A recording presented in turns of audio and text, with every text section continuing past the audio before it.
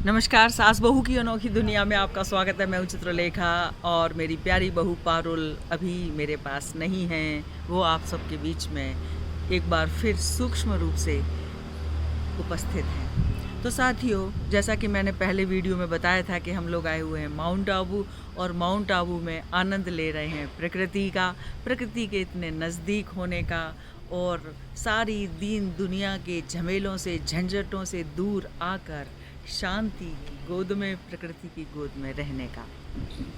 तो साथियों, बहुत सारी जगह पर घूमने के साथ साथ कल हम देवी दर्शन के लिए गए थे और एक और इम्पॉर्टेंट जगह पर गए थे, वो है शंकर मठ। शंकर मठ देखते ही श्रावण मास और शंकर भगवान, क्या कहा जा सकता है, क्या कॉम्बिनेशन है। कल हम गए तो देखते से ही मंत्रमुग्ध हो गए। मंदिर का जो शिखर है, फ़ोटोज़ जब आप देखेंगे तब आपको पता चलेगा, वो शिवलिंग के रूप में ही बनाया गया है। शिवलिंग मंदिर के शिखर पर विराजमान है बाहर से, और जो मुख्य शिवलिंग है वो तो क्या कहा जाए उसके लिए, इतना विशाल शिवलिंग है। जैसा कि हमने भोजपुर में देखा हुआ है, मध्य प्रदेश में भोपाल के पास, उसी टाइप का, उतना उससे थोड़ा छोटा हो सकता है। ये 6 फीट चौड़ा और 9 फीट लंबा। इसमें प्रकृति के द्वारा ही, अपने आप ही तृतीय नेत्र बना हुआ है। जब शिवलिंग स्थापित किया गया था तो उस पत्थर के अंदर, उस स्टोन के अंदर अपने आप तीसरी आंख बन गई थी, जहाँ पर सामने शिवलिंग को स्थापित किया गया था। और ये यहाँ पर काफ़ी समय से स्थापित है। तो हम वहाँ पर गए, हमने देखा, शांति से हम थोड़ी देर बैठे वहाँ पर। और साथियों, आज जिस की बात मैं करना चाह रही हूँ आपके साथ, वो है भगवान शंकर और तंत्र। ये बहुत इम्पॉर्टेंट बात है, बहुत गूढ़ है, बहुत गूढ़ रहस्य है, हर एक के मतलब की नहीं है। लेकिन तंत्र को समझना होगा अगर आप शिव को समझना चाहते हैं या शिव को पाना चाहते हैं। तंत्र कोई डरने की या डराने की चीज़ नहीं है। यंत्र, मंत्र, तंत्र, ये 3 चीज़ें बताई गई हैं हमारे शास्त्रों में। तंत्र का मतलब होता है, एक तो बहुत सारे अर्थ हैं इसके। एक तो जो तन को त्राण दे, जो शरीर की सुरक्षा करे, वो तंत्र। तंत्र के अंदर शरीर बहुत ही महत्वपूर्ण माना गया है, क्योंकि हम जो भी कुछ ईश्वर को आराधना करते हैं, ईश्वर को प्राप्त करने की कोशिश करते हैं, वो सब तभी कर पाएंगे जब हमारा शरीर स्वस्थ रहेगा।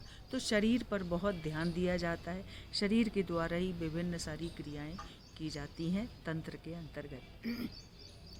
दूसरा, तंत्र का मतलब है एक विधि, एक प्रोसीजर।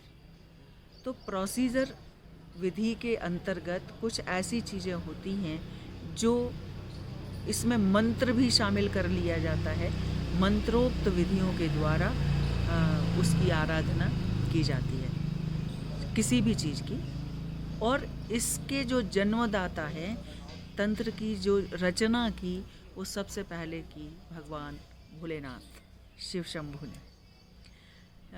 उन्होंने जो यहाँ पर हमारे हिंदू संस्कृति में, सनातन परंपरा के अंतर्गत जो तंत्र की देखा गया, वो मत्स्येंद्रनाथ, गोरखनाथ, आदि गुरु शंकराचार्य, इनके द्वारा तंत्र को आगे बढ़ाया गया। तो साथियों, बहुत छोटी चीज़ होती है वो तंत्र होती है, लेकिन आपको समझ में नहीं आएगा। मतलब हम जो चीज़ें करते हैं, जैसे कि कोई आकृति बनाना, जैसे कि कोई मांडना बनाना, एक तंत्र है। मेहंदी एक तंत्र है। मतलब केमिस्ट्री, जो मेरा विषय है, जो रसायन शास्त्र है, वो भी क्या है, उसमें भी अगर आप इतिहास पढ़ेंगे, जैसे कि रसायन शास्त्र का इतिहास, तो उसमें भी एक तांत्रिक युग आता है, तंत्र है। तो तंत्र का मतलब एक विधि। और उसमें ये होता है कि तंत्र में आप किताब पढ़ के तंत्र नहीं कर सकते, आप किताब पढ़ के विधि का पता कर सकते हैं कि ये है, लेकिन जब तक आप उस विधि का प्रैक्टिकल नहीं करेंगे, प्रयोग नहीं करेंगे, तब तक वो सफल नहीं मानी जाएगी और आपका अनुभव नहीं माना जाएगा। जैसे कि हम केमिस्ट्री लैब के अंदर जब तक हम प्रैक्टिकल नहीं कर लेते, तब तक उस बात पर हम फाइनली नहीं पहुँचते हैं कि ये सही है या नहीं। देखी सुनी बातों को हम इतना गौर नहीं करते हैं जितना कि प्रैक्टिकल के ऊपर करते हैं। तो साथियों, तंत्र वही विधि है, एक प्रयोग है काय का, ईश्वर तक पहुंचने का। ये इसके द्वारा, इसमें कोई शक नहीं है कि जब हम तंत्र साधना करते हैं तब बहुत सारी सिद्धियां रिद्धियां हमारे आगे पीछे आ जाती हैं और ये बीच में एक पड़ाव होती हैं। पड़ाव का मतलब ये है कि जैसे कि वहाँ पर आपको सिक्के पड़े हुए मिल गए हैं, अगर आप उन सिक्कों में उलझ जाएंगे तो आगे पता चला कि चांदी के सिक्के हैं, फिर और बड़ी सिद्धियाँ प्राप्त हो गई, और फिर वो चांदी के सिक्कों में भी अगर आप नहीं उलझे तो आगे सोना है, सोने को भी अगर आप पार कर जाते हैं तो आगे हीरे हैं, जवाहरात हैं। तो कहने का मतलब ये है कि ये जो छोटी मोटी चीज़ें व्यक्ति को मिल जाती हैं, उसके बाद वो उनमें उलझ जाता है। आपको उलझना नहीं है, उनसे पार होना है। और ये बात भी मैं आपको बता दूं, ये कोई बात समझने की वैसी नहीं है, मतलब कि आपने सीख लिया आगे, ऐसा नहीं है। जो व्यक्ति करना चाहता है तंत्र साधना, वो जब इस मार्ग पर चलता है तो ये कोई बहुत बड़ी बात नहीं है सिद्धियां प्राप्त होना। जैसे कि अगर आप नौकरी करते हैं तो पैसा आना उसका बाय प्रोडक्ट है, पैसे के लिए नौकरी मत करो। नौकरी अगर आप पूरे ईमानदारी से करते हैं, नौकरी के लिए नौकरी करो, तो पैसा बाय प्रोडक्ट है। तो ऐसे ही जब आप तंत्र साधना करते हैं तो ये रिद्धियाँ सिद्धियाँ बाय प्रोडक्ट हैं, आती ही हैं। अभी यहाँ पर कुछ ऐसी चीज़ें चल रही हैं, एक गाड़ी निकल रही है जिसकी वजह से बहुत आवाज़ शोर आ गया है। तो साथियों, तंत्र की जो बात की और इसके जो रचयिता भगवान शिव, मैंने बोला, उन्होंने विज्ञान भैरव तंत्र की स्थापना की। विज्ञान भैरव तंत्र, तो विज्ञान का मतलब होता है कॉन्शियसनेस, चेतना। तो ये जो तंत्र है ये एक विज्ञान है और इसके द्वारा, मतलब जो तंत्र है, तंत्रोक्त जितनी भी विधियाँ होती हैं, ये किसी गुरु, सद्गुरु के मार्गदर्शन में ही की जाती हैं।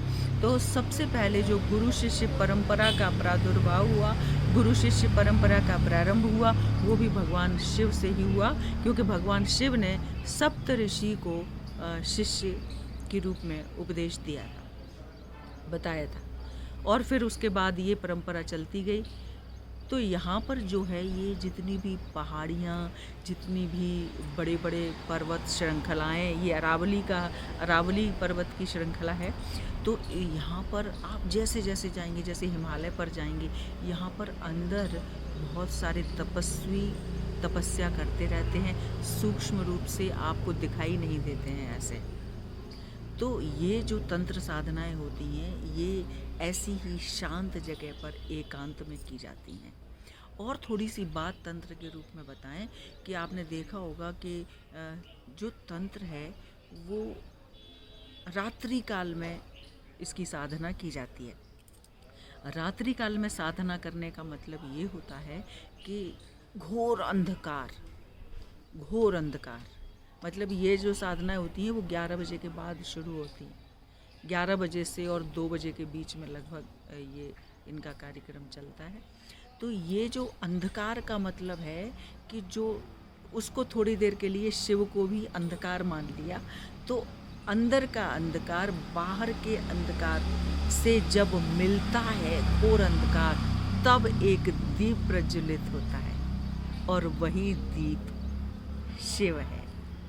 तो शिव तत्व को पाने के लिए घोर अंधकार से गुजरना पड़ता है। उसके मतलब हैं, बहुत सारे अर्थ हैं, जो कि मैंने फिर एक बार दोहराना चाहूँगी। हर एक के मतलब के नहीं हैं, हर एक को इंटरेस्ट भी नहीं होगा, होना भी नहीं चाहिए, क्योंकि ये कोई खेल नहीं है। ये वही समझ सकता है वही जान सकता है, सोई जाने तेहि देहु जनाई। ईश कृपा जिस पर होती है। तो अगर आप सुन रहे हैं इस वीडियो के माध्यम से, तो आप पर भी मुझे लगता है बहुत ईश कृपा है। कहना मेरे ऊपर भी बहुत ईश कृपा है कि मैं इस तुच्छ जिह्वा से आपके साथ कुछ बांटने के काबिल इस समय भगवान ने मुझे बनाया हुआ है कि मैं कर सकती हूँ, बता सकती हूँ। आप सुन रहे हैं, बहुत सारे लोग ऐसे होंगे, हज़ारों लोग, लाखों लोग सुनेंगे और सुनने के बाद एक भी ऐसा हुआ जो इस मार्ग पर चल पड़ा, तो समझ लीजिए ईश्वर ने अपना काम पूरा कर लिया। ईश्वर निमित्त बना देता है। मुझे एक निमित्त बनाया हुआ है इस समय आप तक अपनी बात पहुंचाने का, तो वो अपना काम करवा लेता है, अभी मेरे द्वारा, फिर आपके द्वारा। तो साथियों, ये आज जो हम वहाँ पर गए थे शंकर मठ श्रावण मास में, तो ये पूरा भगवान शंकर को समर्पित आज का तंत्र एपिसोड आप ज़रूर ध्यान से सुने, देखें और मनन चिंतन करें। अगर आपको लगे कि इस पर मुझे चलना चाहिए तो चलें, क्योंकि ये एक आग का दरिया है और डूब के जाना है। मतलब तलवार की दुधारू तलवार है ये, जो शार्प की गई है बिल्कुल, और उस पे आपको चलना है। इतना अगर कलेजा है, इतना अगर दम है, तो आइए मेरे साथ और समझिए, देखिए, आत्मसात करिए, चलने की कोशिश करिए तंत्र पर। तो साथियों, इसी के साथ और बहुत अधिक गूढ़ रहस्य के लिए फिर एक बार दोहराती हूँ, ये कोई इंटरटेनमेंट चैनल नहीं है। इसको आप अन्य जो यूट्यूबर्स हैं, अन्य जो यूट्यूब पे अपने अपने वीडियोस डालते हैं, उस हिसाब से इसका उद्देश्य नहीं है। इसका उद्देश्य है लोगों को समझाना, बताना और स्वयं को ऋषि ऋण से मुक्त करना। क्योंकि अगर आप कुछ जानते हैं और अगर आप लोगों में उसको बांट नहीं पाते हैं, तो एक कर्ज चढ़ जाता है। तो मैं नहीं चाहती बिल्कुल भी कि मेरे ऊपर कुछ भी कर्ज लेकर मैं वापस ऊपर शिव धाम में जाऊं, तो सारा का सारा यहीं पर उतार के जाऊंगी कर्ज। तो उसी के तहत आप देखिए, उस पर चलने की कोशिश करिए, अगर आपको अच्छा लगे तो साथियों, ये सब चीज़ें तभी मिल सकती हैं आपको जब आप चैनल को लाइक करेंगे, सब्सक्राइब करेंगे और दबा के शेयर करेंगे। तो इसके लिए आपको ये सब करना पड़ेगा और अपना ख्याल रखना है। स्वयं का ख्याल रखोगे तब तो शिव तत्व को पा सकोगे, तब तो शिव तत्व को खोज सकोगे। तो अपना ख्याल रखिए, मस्त रहिए, आबाद रहिए और देखते रहिए शिव और विज्ञान भैरव तंत्र। हर हर महादेव। जय शिव शंभू।